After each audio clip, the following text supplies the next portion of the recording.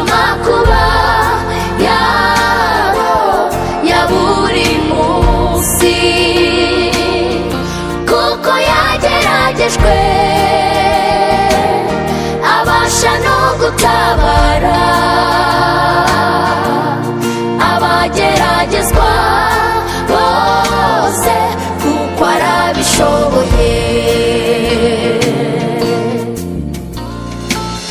Ibyakozwe n'intumwa igice cya 28 kuva ku murongo wa 3 kugeza ku wa 6. Ariko Pawulo amaze guteranya umuganda w'inkwi arazicana, incira iva mu muriro imuruma ku kiganza. Bene igihugu babonye icyo gikururuka kirereta ku gikondo cye baravugana bati, ni ukuri uyu muntu ni umwicanyi, nturora nubwo yakize mu nyanja idacurwa kibera ntimukundira kubaho.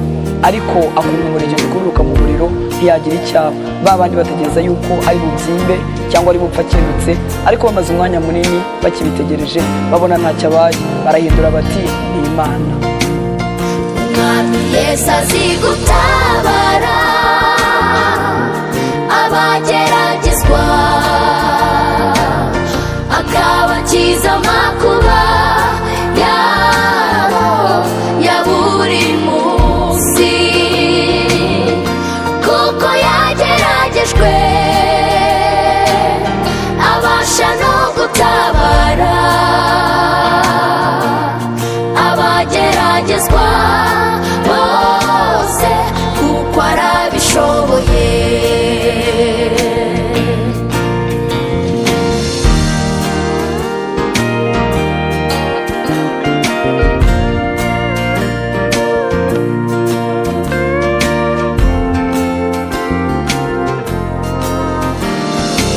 Itangiriro igice cya 21 kuva ku murongo wa 15 kugeza ku murongo wa 19. Ya mvumba ishiramwo amazi, arambika umwana munsi y'igihuru cyaho, aragenda yicara amwerekeye amuhaye intera nk'aho umuntu yarasa umwambi, kuko yibwiraga ati, ne kureba umwana wanjye apfa.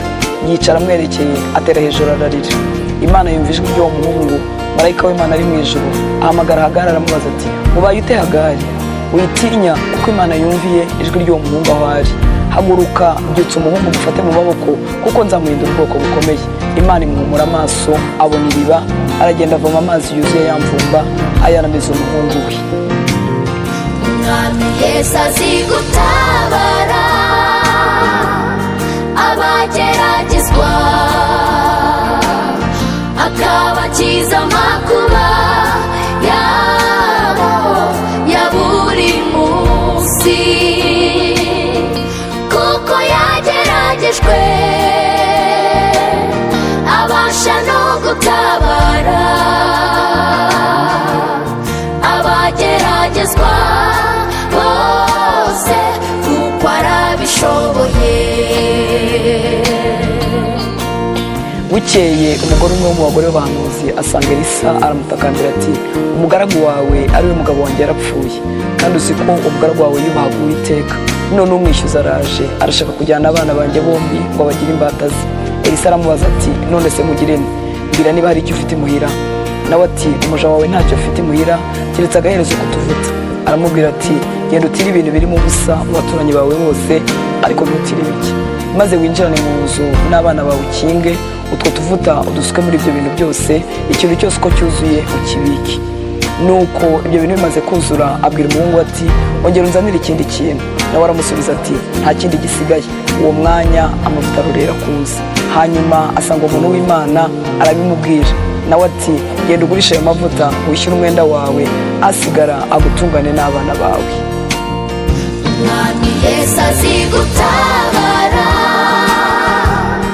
abageragezwa,